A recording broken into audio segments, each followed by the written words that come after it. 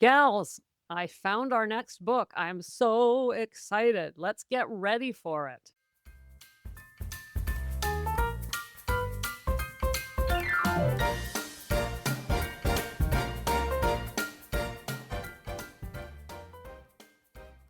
Welcome to Sobriety Snippets for Ambitious Women 40 plus, helping you drop the line and pick up conscious, happy living. Gals, I'm excited. I'm excited. Oh, but let me finish the intro first. I'm Becca Jacobson, and this is what we call a snippet. If you're new, well, welcome to Snippet Land. It is such a beautiful place to be, and I'm so glad you found your way here. Okay, gals, for those of you who've been around a while, you know that now and then here on the show, we do book studies. And I took a pause. We didn't do anything in July. In June, we did a Mel Robbins book.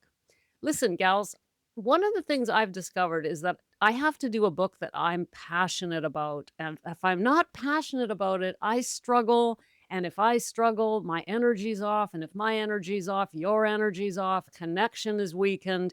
So I've been kind of pausing on the book and thinking, I'm not going to do this again until I find something I feel passionate about. Okay. So that's why I haven't talked much about doing a book study. But, gals, I found it. I found our next book, and I'm so excited. I'm going to tell you what it is in a moment. But first, to back up again, I'm all over the place. You can tell I'm excited when I'm all over the place. If you are new around here, why am I even talking about book studies? Well, it's simply because I am a retired English professor and retired from that job, not retired from life. And as a result, one of the things I spent 20 years doing was helping people read, understand, and apply great works of literature in their life. And so I brought that skill with me over here to the podcasting and the sobriety coaching in the form of reading and studying together. And more importantly than reading and studying, implementing great works of personal development. And it just so happens that I found a book this time that covers both of those genres. It is a classic and it is a personal development book. What is it? Are you dying to know? Okay, get ready. Now you got to stay with me on this because if it's a classic, that means it's been around a while, and that means the language is probably not going to be gender neutral. So I just want to get us right straight on that first, right off the bat. Okay.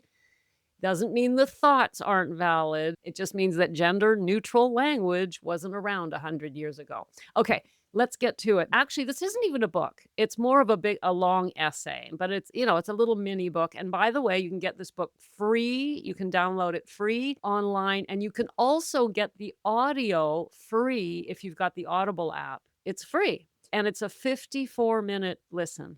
Like, that's how short this book is. It's a 54 minutes for the person reading the book to read the whole thing. So we're going to dig deep into this one. We're going to spend the next 4 Mondays on it. And we're starting next Monday, the 11th of August. Okay, I'll get that. I'm teasing, aren't I? Okay, here's the book. You ready? It's by a guy named James Allen, and it was published in 1902, and it's called As a Man Thinketh. As a Man Thinketh. Have you read it? I'll bet you've heard of it. It's a classic. It's been around a while. And not only that, but it's, of course, quoting the Bible. But have you read it? Do you know what he's saying? Better yet, are you living it? Listen, gals, here's why we got to do this book. First of all, I'm going to read the foreword to you today, the foreword, which is here in front of me. And as I say, you can just go ahead and grab this right off the internet. You'll find it in PDF format, print it off if you want, and you've got the book. You can get the free audio on Audible, and it's a 55 minutes. You got the book done. So you got a whole week to grab the book, either listen to it or read it. And if you don't want to do either of those things, just come back next Monday and I'm going to walk you through it. And here's why we're choosing this book. Because everything we do around here is about how we think.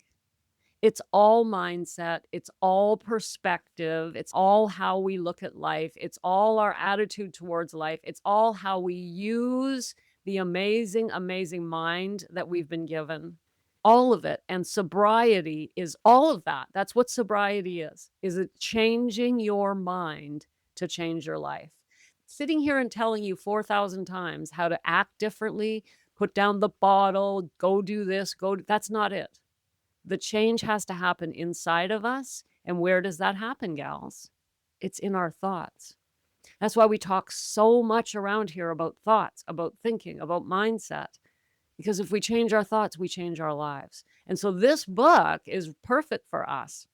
Here is the foreword written by James Allen in a place called Ilfracombe. I know I'm mispronouncing that. I apologize to those of you in England.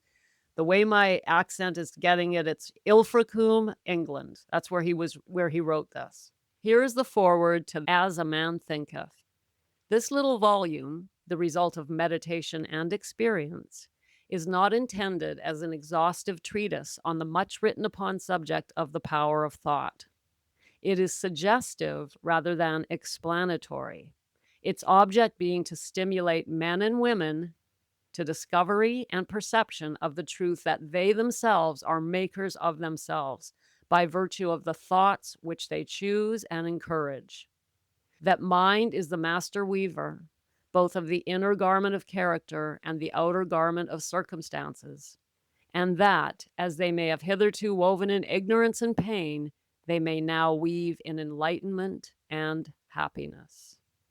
Gals, that was 2 sentences, only 2, and I'm going to talk about them for the rest of this snippet because that alone, what he is saying there, is so powerful. To be honest, the English isn't that old. I've read the book. We can do this. It's not that bad.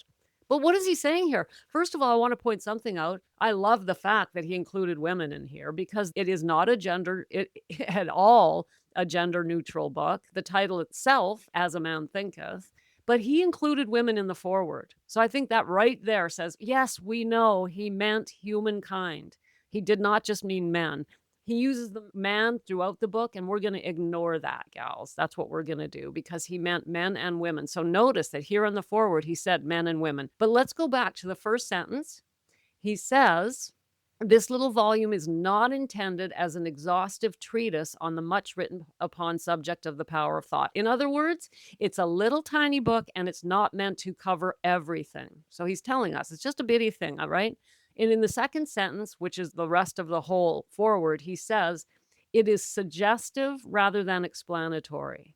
Meaning he's not going to waste his time explaining all the stuff to us. Instead, he's going to suggest we get our asses up and out and take advantage of what we're learning and put it in action and find out what can happen when we learn how to control our thoughts. He's saying, let's take some action here instead of spending a big, giant volume of words explaining why thought is so important. There's enough books out there. Alan instead wanted us to get to work.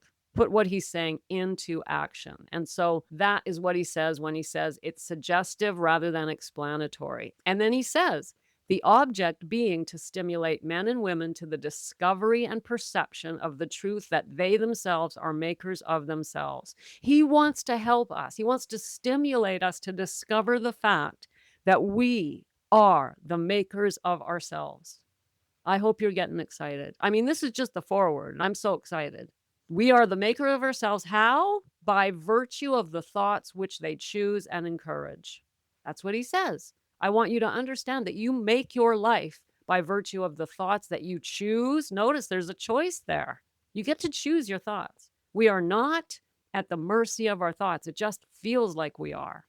Then he says this, that mind is the master weaver, both of the inner garment of character and the outer garment of circumstance. And this is huge throughout the whole book, where he says, yes, the way we think will create our character. In other words, our personality, who we are, how we show up in the world is all depends on our thought processes. But not only that, it also affects our outer circumstances, both what comes into our world, how people respond to us, what happens to us. Everything that happens to us, both inner and outer, is due to our thoughts.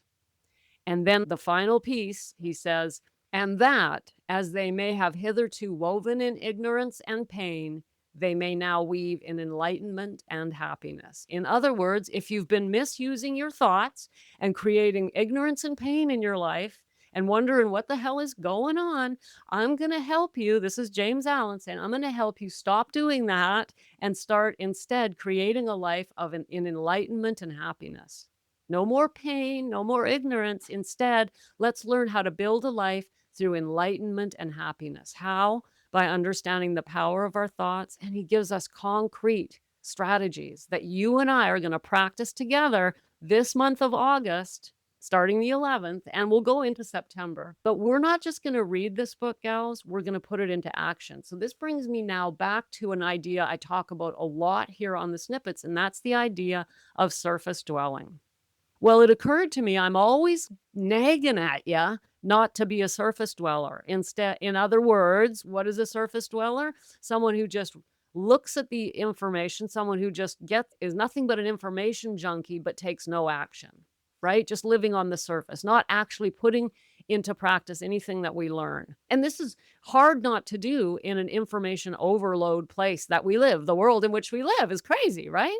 And so I want us to go deeper and dig in and take action. And I'm always saying that. And then it occurred to me, well, then why don't you practice what you preach? And together, I mean, I practice it in my personal life, most definitely.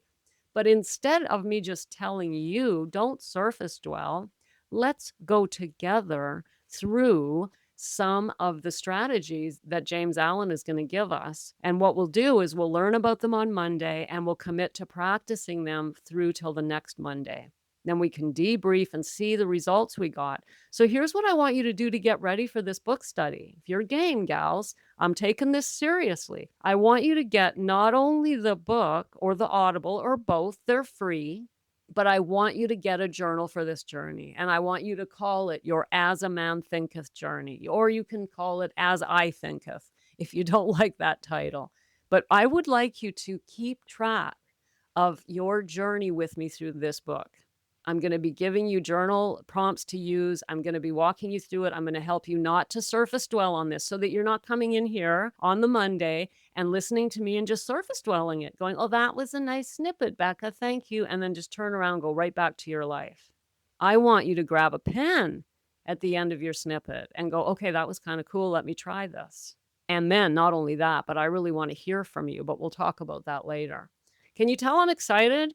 Well, I am. I'm very excited, and I'm really stoked to have found a book that excites me because it's hard. I'll be honest, the last book I did, no offense to anybody, no offense to the author, I did it because I knew that a lot of you in my world were reading it, but it didn't really excite me. It has some beautiful, beautiful advice. It is absolutely spot on. There's nothing in it that I disagree with. It was just the delivery just didn't hit home for me. That's okay. We did the best we could. I did the best I could. But this one's got me excited. And that energy's good. That energy's important because if we're going to move through the world being lethargic and apathetic, we're going to have lethargic and apathetic lives. But if we have some enthusiasm for life and energy for life, and we're getting up and we're saying, this is my life, man. I want to live it. The world will respond in kind. So if things are getting lethargic or apathetic, come on back, get your snippet. I'm here Monday, Wednesdays, Fridays, and Saturdays. And starting next Monday, we are doing James Allen's As a Man Thinketh. To prepare, just grab your free book, grab your free Audible, get yourself a journal, name it whatever you want, and we'll start that next Monday. In the meantime, if you want to connect with me, I strongly recommend you try the Sacred Mirror.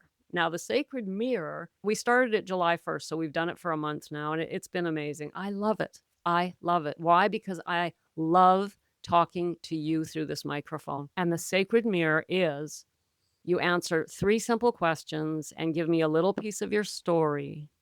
And I respond by turning on this microphone and sending you back a short reflection of what I've heard you say. It's not advice. I do not turn on the microphone and say, here's what I think you should do.